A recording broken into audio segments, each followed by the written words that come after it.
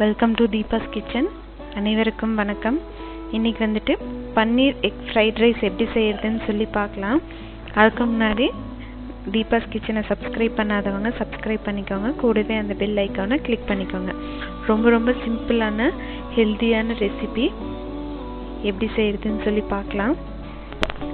ஒரு கேரட் வந்து பொடியா நறுக்கி வச்சிருக்கேன். முட்டைக்கோஸ், அப்புறம் பீன்ஸ், பெரிய வெங்காயம் ஒன்று, வீட்லயே பன்னீர் வந்து ரெடி பண்ணியிருக்கேன்.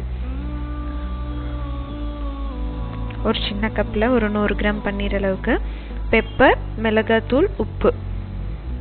இப்போ இந்த நம்ம ரெடி பண்ணி வச்ச பன்னீரை வந்துட்டு ஒரு பவுலில் போட்டு இந்த பெப்பர், மிளகாத்தூள், உப்பு இது எல்லாமே வந்துட்டு கால் ஸ்பூன் எடுத்திருக்கேன். எல்லாத்தையும் நல்லா கலந்து விட்டுக்கலாம். கலந்து விட்டுட்டு ஒரு 10 நிமிஷம் வந்துட்டு அப்படியே விட்டுடலாம்.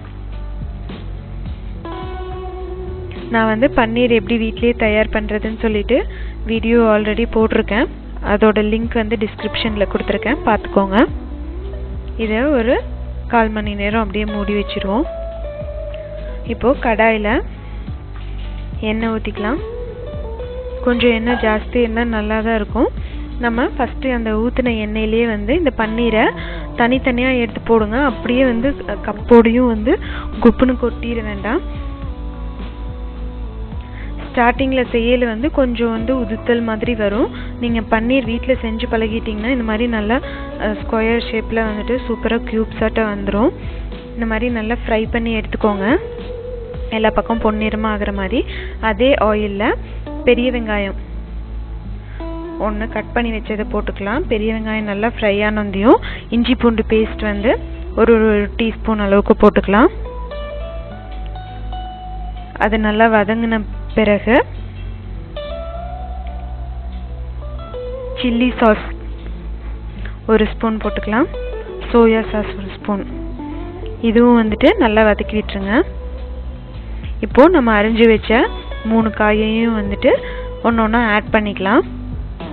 நீங்கள் வந்து குழந்தைங்களுக்கு ஃப்ளாக் ரைஸு ஏதோ ஒன்று சொல்லி கலர்ஃபுல்லாக நீங்கள் வந்து ஸ்கூலுக்கு செஞ்சு கொடுத்தீங்கன்னா டிஃபன் பாக்ஸ் வந்து சூப்பராக காலி ஆயிரும். இப்போ காய் வந்து ஒரு ஹாஃப் பாயில்டாக ஆயிடுச்சு. இப்போ உப்பு ஆட் பண்ணிக்கலாம். இதுக்கு இந்த ஃப்ரைட் ரைஸ்க்கு வந்து வெஜிடபிள்ஸ் வந்து ஃபுல்லாக வேகக்கூடாது, ஒரு ஹாஃப் பாயில்டாக இருந்தால் தான் நல்லாயிருக்கும். இப்போது ஒரு எக்கு வந்துட்டு நான் கொஞ்சமாக தான் ரைஸ் எடுத்துக்கங்காட்டிக்கு ஒரு எக் மட்டும் போட்டிருக்கேன். நீங்கள் ரைஸ் வந்து எவ்வளோ எடுக்கிறீங்களோ அதுக்கு தகுந்த அளவுக்கு எக் ஆட் பண்ணிக்கலாம். எக்கும் வந்துட்டு நல்லா இந்த மாதிரி பொடி மாஸ் அளவுக்கு ஆனோந்தியும். இப்போ ரைஸ் ஆட் பண்ணிக்கலாம். நம்ம ரைஸ் வந்து ஒரு கப் அளவுக்கு வடித்து வச்ச சாதத்தை எடுத்துக்கிட்டேன்.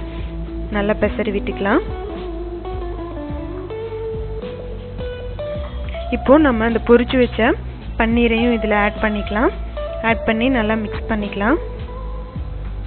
அப்புறம் பெப்பர், நம்மளுக்கு காரத்துக்கு தேவையான அளவு பெப்பர், நம்ம வேறு எந்த காரமுமே வந்துட்டு ஆட் பண்ணல, சில்லி சாஸ் ஒரு ஸ்பூன் தவிர.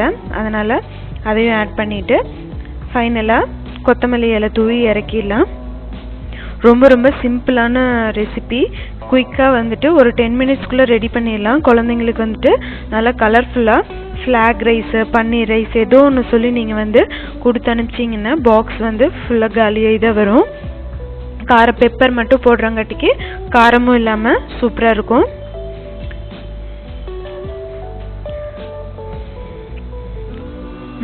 செம டேஸ்டியான பன்னீர் எக் ஃப்ரைட் ரைஸ் வந்து ரெடி ஆயிடுச்சு. கண்டிப்பாக ட்ரை பண்ணுங்கள். தேங்க்யூ.